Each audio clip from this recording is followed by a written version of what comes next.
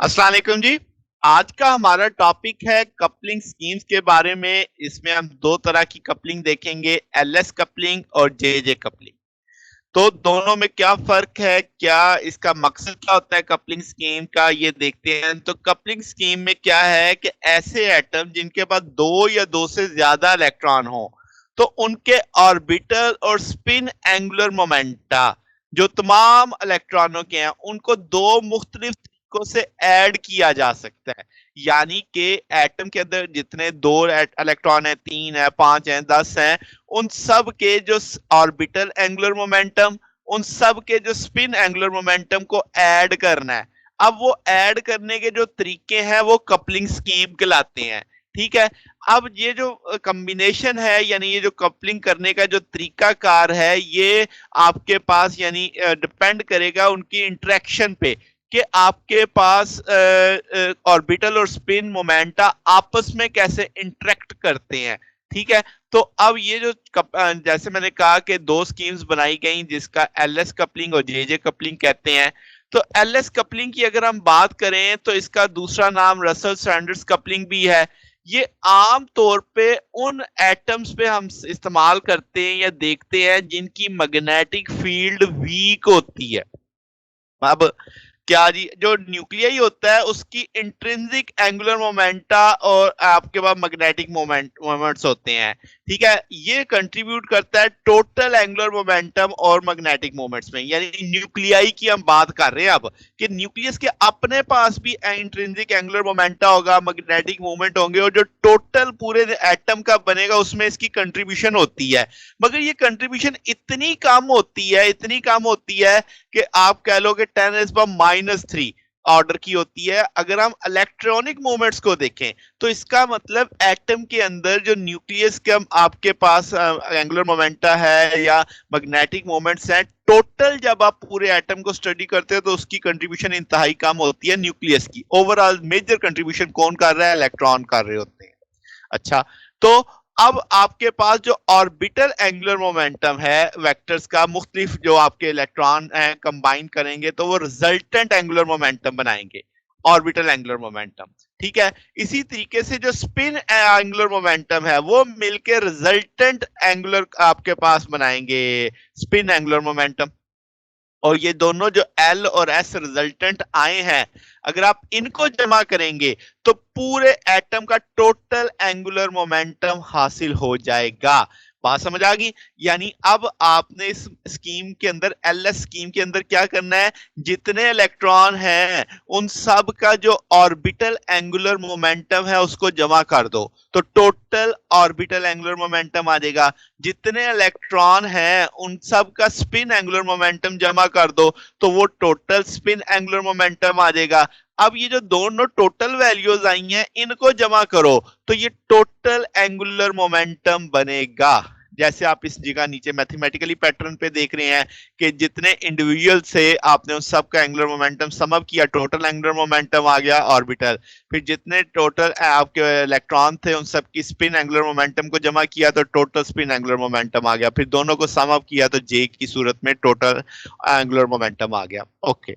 अब जो एल है इसमें आपके पास हमेशा इंटीगर आता है इंक्लूडिंग जीरो, यानी एल की वैल्यू जीरो भी हो सकती है।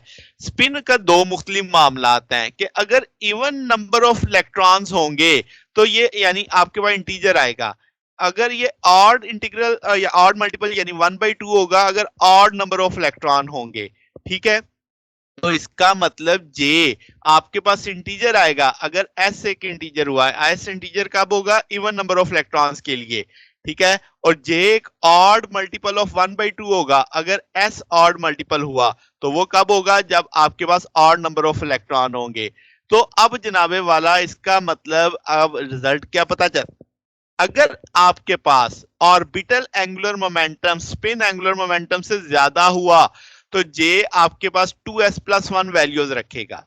और अगर आपका orbital angular momentum spin angular momentum से कम हुआ तो जे 2l+1 वैल्यूज रखेगा। ये बात भी समझ आ गई? अब जैसे मैंने कहा एल जीरो भी हो सकता है, तो अगर एल जीरो हो गया इस फार्मूले में तो जे तो एस के बराबर आ जाएगा।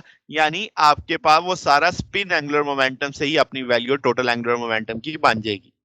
आगे चलते हैं। अब आगे जब जे कपलिंग की बात करते हैं तो ये स्कीम हम वहां पे ज्यादा देखते हैं जहाँ पे हैवियर एलिमेंट होते हैं, जहाँ पे न्यूक्लियर चार्ज जो होता है वो आपकी काज करता है स्पिन ऑर्बिटल इंटरेक्शन को, जो उतनी ही स्ट्रांग होती है जैसे इंडिविजुअल्स एस और एल की। यानी अगर सादा सादा लफ्जों में बात की जाए तो इंटरेक्शन जो स्पिन और ऑर्बिटल वेक्टर्स की होती है हर इलेक्ट्रॉन की, वो ज्यादा होगी, मच स्ट्रॉन्गर होगी। किससे? जो इंटरेक्शन स्पिन या ऑर्बिटल वेक्टर करेंगे डिफरेंट इलेक्ट्रॉन्स के। यानी कि जो आपस की इंटरेक्शन है स्पिन और ऑर्बिटल वेक्टर्स की वो ज्यादा है, मजबूत है, स्ट्रांग है, बजाय इसके जो उसके मुकाबले में जो दो मुख्तलिफ इलेक्ट्रॉनों की ऑर्बिटल आपस में इंटरेक्ट करेंगे या स्पिन आपस में इंटरेक्शन करेगी। ठीक है, तो अब आपका इसका मतलब जो न्यूक्लियस की जो है आपके पास हैवी न्यूक्लियस आ गया, उसकी इंटरेक्शन भी मैटर कर रही है। तो अब आपके पास ऑर्बिटल और स्पिन एंगुलर मोमेंटम जो हर इलेक्ट्रॉन का अलग अलग है, आपने उसे ऐड करना है ताकि रिजल्टेंट एंगुलर मोमेंटम निकाला जा सके इलेक्ट्रॉन का। यानी अब आपने सारे एल इकट्ठे नहीं करने, सारे एस इकट्ठे नहीं करने, बल्कि एल और एस एक इलेक्ट्रॉन का इकट्ठा करके उसका जे बना लेना है। यानी उस इलेक्ट्रॉन का एंगुलर मोमेंटम हमें पता होना चाहिए, तो स्पिन और आपके ऑर्बिटल से मिलके बनेगा। इसी तरीके से जितने भी इंडिविजुअल जे होंगे, यानी जितने इंडिविजुअल इलेक्ट्रॉनों का जो आपका एंगुलर मोमेंटम बनेगा, अब उनको ऐड करना है ताकि total angular momentum of atom बनाया जा सके। जैसे आप इस जगह पे देख सकते हैं, तो ये जे कपलिंग में इस तरीके से टोटल एंगुलर मोमेंटम हासिल होता है। अब इसका मतलब एल एस और जे जो एक एटम के रिप्रेजेंट कर रहे हैं, हम इस तरह ऊपर वाली स्कीम से हासिल कर सकते हैं, उसकी वैल्यू हमें पता लग जाएगी। अब क्वांटम थ्योरी कहती है कि orbital angular momentum, spin angular momentum और जो आपका टोटल एंगुलर मोमेंटम है, ये क्वांटाइज्ड होते हैं मैग्नीट्यूड में भी, डायरेक्शन में भी। तो इसका मतलब सिर्फ परमिटेड ओरिएंटेशन ही आपको मिलेंगी, वो जो आपके पास यानी फील्ड की डायरेक्शन के साथ होंगी, जिसकी वैल्यू 2l+1, 2s+1 या 2js+1 होगी। और इसी तरीके से जो कॉरस्पॉन्डिंग क्वांटम नंबर होंगे, मैग्नेटिक क्वांटम नंबर, वो भी आपने देखा कि टोटल कैसे निकलेगा, इंडिविजुअल्स के सम करके आप निकाल सकते हैं। तो अब आप यहाँ पे जो सबसे अहम बात है कि अगर एक इलेक्ट्रॉन वाले की बात करें, ये जो पीछे चल के है ये तो दो या दो से ज्यादा वाले की बात थी, तो उसमें एक ही इफेक्टिव इलेक्ट्रॉन होगा। तो जो आपने एटम की स्टेट बतानी है वो टोटल, यानी जो इंडिविजुअल एक इलेक्ट्रॉन की है वही टोटल उसका आ जाएगा, वही एल की वैल्यू, वही एस की वैल्यू, वही जे की वैल्यू आ जाएगी। तो ये चीज ध्यान में रखनी है। तो जनाब ये हमारा आज का टॉपिक था। अगर आपको इसमें कोई बात पूछनी हो, डाउट हो, तो नीचे कमेंट्स में पूछ सकते हैं। वीडियो अच्छी लगी हो तो वीडियो को लाइक कीजिएगा, दोस्तों के साथ शेयर कीजिएगा, चैनल को सब्सक्राइब कर दीजिएगा। अब तक के लिए इतना ही, बकिया इंशाल्लाह फिर नेक्स्ट देखेंगे। ओके, अल्लाह हाफिज।